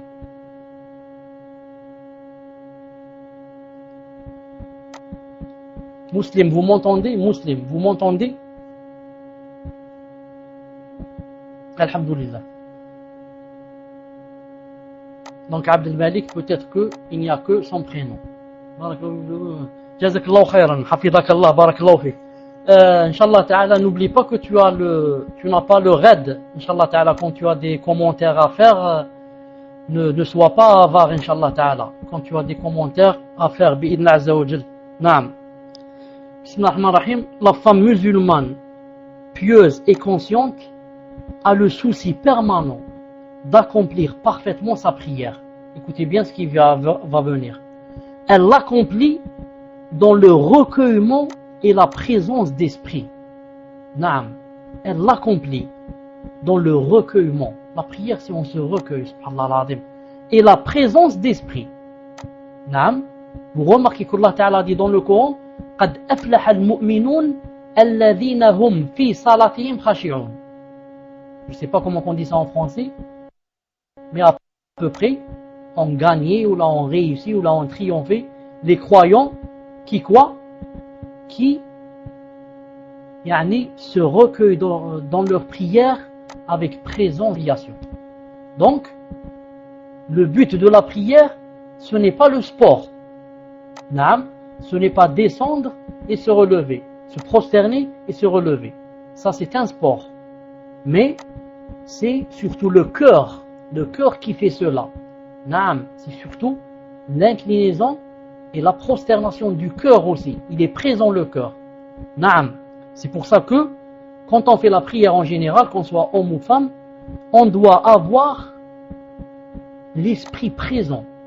C'est pour ça, maintenant je me rappelle qu'il y a un hadith qui dit que on ne nous marque, on ne nous inscrit de la salat que les moments où on était présent d'esprit. Naam, où on était présent d'esprit. C'est un hadith qui est sahih. On ne nous inscrit de la salat au moment où on est présent. C'est-à-dire que quand je rentre dans la salat, je dis Allahu Akbar, Allah Ta'ala donne d'écrire seulement quand je suis présent. À chaque fois que, avec mon esprit, je suis avec le match de football à la télévision, ou bien je suis avec le film et les feuilletons, qu'est-ce qui va se passer? La salat, le fait d'écrire les récompenses va s'arrêter. Jusqu'à ce que je revienne avec mon esprit, bien sûr, et je continue ma salat. Ensuite, mon esprit va aller encore une fois vers le manger. Est-ce que j'ai mis le sel ou j'ai pas mis? Est-ce que le gaz est allumé ou là, il est éteint? Est-ce que c'est cela? Ça s'arrête de marquer. Ensuite, jusqu'à ce que l'esprit revienne encore une fois. Et comme ça. Naam. Je disais, et pour faire la salat avec recueillement et présence d'esprit, on doit au moins se remémorer la signification des versets qu'on est en train de réciter. Au moins. Il y a beaucoup, cela diffère d'une personne à l'autre, le fait d'avoir de l'humiliation, le khushu' dans la salat. Cela diffère d'une personne à l'autre. Il y a celui qui a tellement d'humiliation dans la salat qu'il pleure. Il y a d'autres qui ne pleurent pas, mais disons, le niveau le plus bas c'est quoi? C'est que tu saches ce que tu es en train de lire. Et si tu es avec l'imam, tu entends ce qu'il est en train de lire. Je donne un exemple. Si quelqu'un est derrière l'imam, et quand la salat se termine, je lui demande avec quelle sourate a lu l'imam de la première rak'at. Il me dit Wallah, je sais pas. Alors que peut-être il a lu avec une sourate très connue, Qul huwallahu ou bien Qul a'udhu birabbil falaq. Il me dit par exemple je sais pas. Naam. Donc ça veut dire quoi? Que ma salat ne contenait pas le khushu'. Naam. Et si une personne fait la salat elle-même à la maison et elle lit, mais elle-même elle se dit subhanallah al-azim, je ne sais même pas quelle sourate j'ai lu dans la salat. Ça veut dire que elle a fait la prière sans humiliation. Naam, elle a fait ce qu'on appelle le sport. On lui dit masha'Allah, vous êtes un vrai sportif vous. Masha'Allah, vous êtes un vrai sportif. Naam. Durant les prières, l'âme de la musulmane s'emplit de recueillement et son cœur ne cesse d'exprimer sa gratitude et sa soumission à Allah Ta'ala. Allah, qu'est-ce qu'il veut de toi? Pourquoi il te dit va faire la prière? Il veut que tu sois une statue? Allah Ta'ala veut t'emprisonner debout pendant 10 minutes. Donc il veut de toi que tu sois une statue. Jamais de la vie. Allah Ta'ala veut emprisonner ton cœur pour lui 10 minutes. Il te dit du matin au soir, tu ne penses qu'à l'argent, qu'au manger, qu'à ta femme, qu'à tes enfants, qu'aux euros. 10 minutes, donne-moi ton cœur 10 minutes. Et fais un recueillement pour moi. Évoque-moi, invoque-moi, demande-moi, fais des doigts, glorifie-moi. Et comme ça. Naam. Alors, et si jamais des idées sataniques venaient à lui frôler l'esprit afin de la distraire et de la détourner de son recueillement, alors elle s'empresserait de les écarter en méditant les versets coraniques et les formules d'évocation qu'elle prononce. Naam, le shaitan voudrait bien et insiste beaucoup pour que quoi? Pour qu'on ne fasse pas la salat convenablement. D'ailleurs, c'est un hadith sahih qui dit que le shaitan n'a plus d'espoir pour que vous l'adoriez ou bien vous adoriez les statues. Naam. Mais il voudrait maintenant quoi le shaitan? Il voudrait faire le maximum. Pourquoi? Pour que dans la salat, il nous fasse perdre la boussole. Comme ça, dans la salat, on sort de la salat et c'est rien écrit. On a fait seulement quoi? On a fait seulement du sport. On sort de la salat avec rien. Subhanallah al-azim. Il voudrait ça. Vous ne remarquez pas que pendant la salat, on se souvient de toutes les choses qu'on a oubliées. Subhanallah al-azim. Dans la salat, je reviens marche arrière 20 ans. Quand j'étais jeune, quand j'étais ceci, quand j'étais à la plage, quand j'étais à la forêt, et je commence. Subhanallah, c'est merveilleux dans la salat. C'est merveilleux dans la salat de penser à ces choses. Subhanallah al-azim. C'est comme ça, naam. Qui rend les choses comme ça merveilleuses? C'est le shaitan. Le shaitan dans la salat. Il dit celui-là, je lui fais penser comme ça pour qu'il oublie qu'il est dans la salat. Subhanallah. C'est pour ça que vous trouvez certains gens dans la salat, ils s'oublient. Qu'est-ce qu'il fait? Il regarde la montre. Naam. Ensuite, il se rappelle. L'autre dans la salat, il regarde à gauche, il regarde à droite. Naam. L'autre dans la salat, il rentre sa main dans sa poche. Naam. Et ensuite, il se souvient. Et comme ça, subhanallah al-azim. C'est pour ça qu'on raconte. On raconte que quelqu'un autrefois avait caché un trésor. Et autrefois, quand on cachait un trésor, où est-ce qu'on le cachait? On creusait sous la terre et on le mettait. Dans le jardin, on creusait, on le mettait. Il n'y avait pas la banque. Et s'il y avait la banque, sûrement que les prédécesseurs ne seraient pas allés à la banque, car ils ne sont pas faibles de foi au point qu'ils mettent l'argent dans les banques où on va leur donner de l'usure. Ils savent que c'est un grand péché. Al-Muhim, il a creusé et il a caché son trésor. Ensuite, il a essayé de se souvenir des mois et des mois où est-ce qu'il a creusé, de quel côté. Imaginez quand on a un jardin par exemple qui fait 1 hectare, ou là on a une ferme, on a creusé, on ne se souvient plus. Comment qu'il va faire? Ils ont dit que il est parti voir Abu Hanifa, rahimahullah, le grand imam que vous connaissez. Il est parti le voir et il lui a dit voilà, j'ai caché un trésor, mais j'ai oublié où est-ce qu'il est et j'ai vraiment besoin de ce trésor pour dépenser pour ma famille, etc. Et que Abu Hanifa lui a dit c'est très simple. Essaye de rentrer dans la salat, va faire les wudu et essaye de faire 2 rak'at sans quoi? Sans penser une seconde à cette dunya. Essaye de faire 2 rak'at sans penser une seconde à la dunya. Pense seulement à ta salat. Et vous savez qu'il y a un hadith sahih qui dit que quiconque fait ses ablutions et fait 2 rak'at sans penser à sa dunya, sans penser à la dunya, qu'Allah Ta'ala lui pardonne ses péchés. Qu'Allah Ta'ala lui pardonne ses péchés. Alors, l'autre, qu'est-ce qu'il a fait? Il a fait 2 rak'at et, va dire, Inch'Allah Ta'ala, je ne vais pas penser à la dunya, comme ça, Allah Ta'ala va me pardonner mes péchés. Et peut-être, je ne sais pas, comme a dit l'Alam Hada, peut-être je vais trouver mon trésor. Il a dit Allahu Akbar et il a commencé, masha'Allah, à avoir le khushu'. Khlas, il ne pense plus à la dunya, seulement il lit et il médite ce qu'il est en train de lire et il essaie de connaître le sens de ce qu'il est en train de lire. Masha'Allah, au point même où il a voulu pleurer. Alors le shaitan, subhanallah al-azim, qui était devant lui, qui s'appelle Khanzab, il y a un shaitan spécial pour la salat. Il s'appelle Khanzab, subhanallah al-azim. Même les shayatins ont des prénoms et ont des noms. Il s'appelle Khanzab, un shaitan spécial qui te vient seulement dans la salat. Tu voles, tu fais n'importe quoi, il ne te vient pas. Celui-là, il vient seulement dans la salat pour te perturber et pour essayer, si c'est possible, de l'annuler, de t'annuler ta salat. Quand le shaitan a vu que cette personne est rentrée, masha'Allah, dans l'humilité, le khushu' et allait pleurer, le shaitan a eu peur. Il a dit, subhanallah, qu'est-ce que c'est ça? S'il continue celui-là, Allah Ta'ala va lui pardonner tous ses péchés. Donc je n'ai qu'une solution, c'est de lui faire souvenir où il a caché son trésor.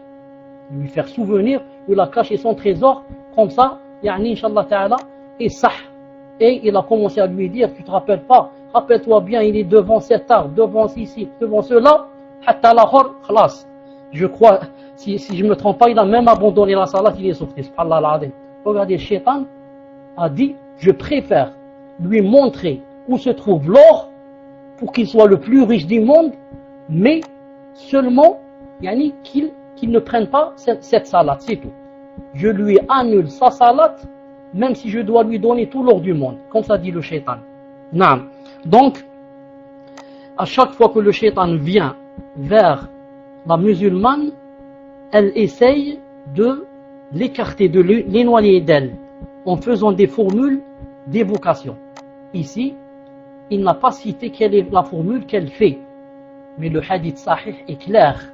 Il a dit, sallallahu alayhi wa sallam, quand l'un de vous fait la salat, car quelqu'un il veut lui dire, Ya Rasulullah, je rentre dans la salat, masha'Allah, ensuite ça change. Et je ne peux plus continuer et tout devient khlas, tout se mélange. Alors le prophète sallallahu alayhi wa sallam lui a dit, c'est un shaitan qui s'appelle Khanzab. Il vient pour te perturber dans la salat. Quand tu le sens, tu te retournes vers ton épaule gauche et tu dis A'udhu billah min shaitan. Tu prends refuge auprès d'Allah de lui et tu craches sur ton épaule gauche 3 fois. Donc quiconque qui est dans la salat et ensuite sent que sa salat commence, classe, il dit n'importe quoi, il ne sait pas ce qu'il fait, etc. Qu'est-ce qu'il fait? en restant toujours dans la salat, il se retourne un peu à gauche et dit entre ses lèvres, et il crache 3 fois. Hein? C'est pas cracher, bien sûr, c'est juste comme ça, il dit comme ça sur son épaule. Naam. Et bien sûr, cette chose, si quelqu'un l'a fait dans la mosquée, il faut qu'il soit très prudent et vigilant. Il faut que, s'il fait ça dans la mosquée, qu'il fasse cela alors avec des gens de la sunna. C'est pas avec des gens qui connaissent pas cela. Et tu vas cracher sur l'épaule gauche, ton épaule gauche, tu vas cracher en même temps sur l'épaule droite de celui qui est à ta gauche. Et dans la salat, il risque de, je ne sais pas, de te frapper, il risque tu perturbes sa salat, il risque d'insulter, il risque... C'est pour ça qu'il faut être très vigilant. D'ailleurs, une fois, j'ai entendu mon frère Abdul Malik Ramadani Hafidahullah dire que cette façon de cracher ne la fait pas la personne qui est derrière l'imam. Parce que l'imam te garantit ta salat. Quand tu es derrière l'imam et tu as les tentations, etc., c'est l'imam qui te garantit ta salat. Toi, tu suis l'imam, c'est tout. Il descend, tu descends. Il se lève, tu te relèves. Mais on se retourne et on crache sur l'épaule gauche en faisant des doigts. Quand quoi? Quand on est seul. Quand on fait la prière seul. Ou bien quand on est imam. Quand on est imam. Et pour ne pas aller loin, hier seulement, moi j'ai fait ça dans la mosquée. Hier seulement, le shaitan m'est venu et j'ai fait ça en étant imam, bien sûr. Taïb. Ensuite, une fois la prière achevée, que fait la musulmane avertie et avisée? Elle ne se lève pas immédiatement pour reprendre ses tâches ménagères ou bien ses autres occupations, mais elle doit plutôt patienter et accorder un temps aux formules d'évocation et d'invocation que le messager d'Allah prononçait à cette occasion. Naam, ce n'est pas elle dit salam alaikum, et elle court comme une fusée vers la cuisine et elle court vers la salle de bain. Naam, ceci se fait dans des choses exceptionnelles. Dans la salat, je me rappelle que le gaz est allumé, il y a l'enfant qui est en train de jouer là-bas, je me rappelle l'enfant dans le balcon, etc. Ça, naam, je cours comme une fusée et je peux même sortir de ma salat si c'est vraiment grave. Si je vois mon enfant dans le balcon et je me rappelle qu'il y a un trou dans le balcon ou bien qu'il est en train de monter, de s'agripper sur le balcon, etc., je dis salam alaikum et je sors de ma salat. Naam. Ensuite, je la reprends de nouveau. Car si je reste dans la salat, il va se passer quelque chose de très grave. Naam. Mais on ne sort pas à cause de, par exemple, j'ai oublié le sel ou j'ai oublié telle chose. Non, mais on sort vraiment si c'est quelque chose de grave. Je me rappelle maintenant que le prophète sallallahu alayhi wa sallam, une fois, dès qu'il a dit salam alaikum, il est vite parti vers la maison. Bien sûr, il habite dans la mosquée. Il est vite rentré dans sa maison. Et ce n'était pas de ses habitudes. Et ce n'est pas de ses habitudes. Car quand il terminait la salat, il s'asseyait. Astaghfirullah, astaghfirullah, astaghfirullah. Il est rentré vite. Qu'est-ce qui s'est passé? Il est ressorti avec un lingot d'or dans sa main. Un lingot d'or dans sa main. Il a dit, dans la salat, je me suis rappelé que j'ai oublié de faire l'aumône de ce lingot d'or. Et j'ai eu peur que je meure avec ce lingot toujours chez moi à la maison. Subhanallah al-Azim. Regardez la piété du prophète sallallahu alayhi wa sallam. Donc on prend quoi? On prend que il est possible dans la salat de penser à quelque chose. Car le prophète sallallahu alayhi wa sallam a pensé au lingot d'or. Mais, est-ce qu'il a pensé à quelque chose de personnel ou bien il a pensé à quelque chose qui a rapport avec l'intérêt de la communauté musulmane? Hein? Muslim, réponds-moi, Allah yajazik. Réponds-moi. Le prophète sallallahu alayhi wa sallam, dans notre cas ici, a pensé à quelque chose qui est de son propre intérêt ou bien de l'intérêt de tous les musulmans. Quand il a dit, ce n'est pas personnel. Vous voyez? Donc dans la salat, il est permis de penser avec l'intérêt des musulmans. C'est pour ça que dans Fath al-Bari, Imam Ibn Hajr a rapporté 2 hadiths. il a dit sahih, se rapportant à Omar ibn Khattab radiyallahu ta'ala anhu, quand une fois, il a fait la salat maghrib en présidant la salat maghrib qui contient 2 rak'at à voix haute. Vous savez cela, salat maghrib, les 2 premières rak'at à voix haute. Mais Omar ibn Khattab a fait les 3 rak'at de salat maghrib à voix basse. Quand il a terminé, on lui a dit, tu as remarqué ce que tu as fait? Il a dit, qu'est-ce que j'ai fait? On lui a dit, tu as fait les 3 rak'at de salat al-maghrib à voix basse. Et il a donné son excuse. Il a dit, subhanallah al-azim, depuis que j'ai dit Allahu Akbar, je suis resté en train d'organiser des soldats qui allaient faire telle et telle bataille. Dans la salat qui se disait, je mettrai celui-là dans le premier rang, l'autre dans le deuxième rang. Abdullah ibn Omar, je le mettrai là, et là, jusqu'à ce que la salat soit terminée. Ensuite, qu'est-ce qu'il a fait? Il a refait la salat, et ils ont refait la salat derrière eux. Donc, Omar ibn Khattab, dans sa salat à quoi? Comment organiser les soldats pour la bataille. Donc, conclusion, quand on pense dans la salat à quelque chose qui a un intérêt général, ce n'est pas interdit. Surtout si ça nous vient comme ça, sans qu'on le veuille. Mais penser à des choses personnelles est interdit et ça te diminue des récompenses de la salat. Donc, il est de la sunna que la musulmane, et le musulman aussi bien sûr, patiente un peu après la salat et ne se lève pas. Sauf s'il y a, comme je viens de dire, une exception. Mais par contre, elle s'assoit pour faire les formules d'évocation et d'invocation. Donc, elle commencera par implorer 3 fois le pardon d'Allah. Elle dira Astaghfirullah, Astaghfirullah, Astaghfirullah 3 fois. Ensuite, elle dira Oh Allah, tu es celui qui détient le salut, et c'est de toi que le salut émane. Gloire à toi. Allahumma anta as-salam wa minka as-salam. Tabarakta ya dal jalal wal ikram. Détenteur de la majesté et de la générosité. Naam. As-salam wa minka as-salam. Tabarakta ya dal jalal wal ikram. Ensuite, elle tâchera d'exalter 30 fois la gloire d'Allah. 33 fois Subhanallah, Subhanallah, Subhanallah. Ensuite, 33 fois elle le loue. Alhamdulillah, Alhamdulillah, Alhamdulillah. Ensuite, 33 fois, Naam, elle proclame sa grandeur. Allahu Akbar, Allahu Akbar, Allahu Akbar, Allahu Akbar, 33 fois. Avant de dire, Ashhadu an la ilaha illallah, wa ashhadu anna Muhammad, ashhadu an la ilaha wahdahu la sharika lah. Naam. Pardon, elle dit la ilaha illallah wahdahu la sharika. Elle dit la ilaha illallah. Naam. Elle dit, il n'y a point de divinité à part Allah. La ilaha illallah. Lui seul n'a pas d'associé. Naam. À lui la souveraineté et les louanges, il est l'omnipotent. La ilaha wahdahu la sharika lah. Walhamd wa huwa ala kulli shay'in qadir. Naam.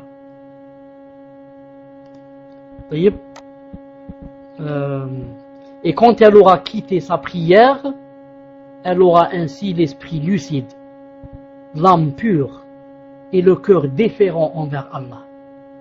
Son être tout entier sera empli d'une énergie spirituelle qui l'aidera à surmonter les charges de la vie quotidienne et à assumer les responsabilités relatives à son foyer et à ses enfants. Elle vivra sous la protection rassurante de son Seigneur, n'éprouvant aucun abattement en cas de malheur et ne privant personne de ses biens en cas d'abondance, car telle est l'attitude des croyantes qui accomplissent leur prière avec recueillement et sincérité. Vous voyez le rôle de la prière? Naam. C'est subhanallah al-azim, si je puis dire. C'est une laquelle le croyant va puiser la force de son âme. Naam. La force de son âme, subhanallah al-azim, pendant au moins 5 fois par jour. Sinon, tu te faiblis. C'est comme la batterie qui faiblit si on ne lui donne pas le nécessaire. Naam. 5 fois par jour, le croyant, la croyante, va vers Allah subhanahu wa ta'ala en faisant un recueillement pour fortifier son âme Pourquoi je cherche à fortifier mon âme?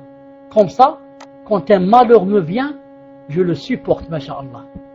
Naam, je le supporte facilement, car j'ai la force nécessaire.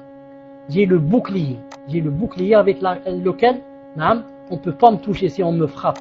Bi'idna azza wa jal. Mais quelqu'un qui ne fait pas la prière du tout, ou bien qui l'a fait très, est toujours faible, subhanallah al-azim, et enclin à faire des péchés facilement. Très vite, il fait des péchés. Pourquoi? Il n'a pas la fois passée. Il ne l'a pas fait comme elle devait se faire. Il a fait du sport, masha'Allah. Mais il n'a pas puisé dans sa prière, il n'a pas puisé ce qui rend son âme forte. Naam. D'ailleurs, Allah Ta'ala, écoutez ce qu'il a dit dans le Coran, écoutez ce qu'il a dit. Innal insana khuliqa halu'a idha massahu ash-sharru jazu'a wa idha massahu al-khayru manu'a illa al-musallin alladhina hum ala salatihim da'imun. Subhanallah al-azim. Écoutez bien ce verset, écoutez bien ce qu'il va dire. Écoutez bien ce que dit Allah Ta'ala. Il dit, oui, l'homme et la femme, bien sûr, a été créé instable. Quand le malheur le touche, il est abattu. Et quand le bien lui est attribué, il a la ni'ma, il refuse de le partager. Et il devient avare. Qu'est-ce qu'il a dit Allah Ta'ala? Sauf ceux qui prient et qui sont assidus à leur prière. Subhanallah al-azim. Vous avez entendu? Naam. L'homme, l'adorateur, le serviteur, est quoi? Est instable. Qu'est-ce que ça veut dire? Ça veut dire quand le malheur le touche, il est abattu, khlas, il tombe. Naam. Et quand on lui donne le bien, il devient avare. Sauf qui? Sauf ceux qui prient et qui sont assidus à leur prière. Vous savez donc la différence de celui qui prie et qui est assidu à sa prière et celui qui ne prie pas ou prie et n'est pas assidu à sa prière. Subhanallah al-azim. Il a dit ici, sauf celui qui prie et qui fait la prière assidûment. Celui-là, c'est quoi sauf? Ça veut dire, quand un malheur le touche, il ne s'abat pas. Non, il est là, debout. Il résiste. Pourquoi? Il a le cœur plein de foi. Le cœur plein de quoi? Plein de, masha'Allah, d'humilité, de khushu'a. La force qu'il a puisée dans sa salat. Il a dit, sauf, naam, ceux qui font la prière et qui sont assidus. Celui-là n'est pas abattu. Et celui-là, quand Allah Ta'ala lui donne du bien, il le partage avec les autres. Il ne devient pas avare. Donc vous voyez qu'est-ce que ça veut dire la salat, naam, et quel est le rôle de la salat si seulement on avait compris ce qu'est la salat. Naam, si seulement on avait compris ce qu'est la salat. Je m'arrête ici, bi'idna ta'ala. Le prochain chapitre c'est elle s'acquitte de l'aumône obligatoire. Ensuite, elle observe le jeûne surérogatoire. Ensuite, elle accomplit le hajj. Ensuite, elle obéit à Allah. Quand on arrive à obéir à Allah, c'est très important. Ensuite, elle évite toute situation d'isolement avec un étranger. Ensuite, 15, elle porte le voile légal.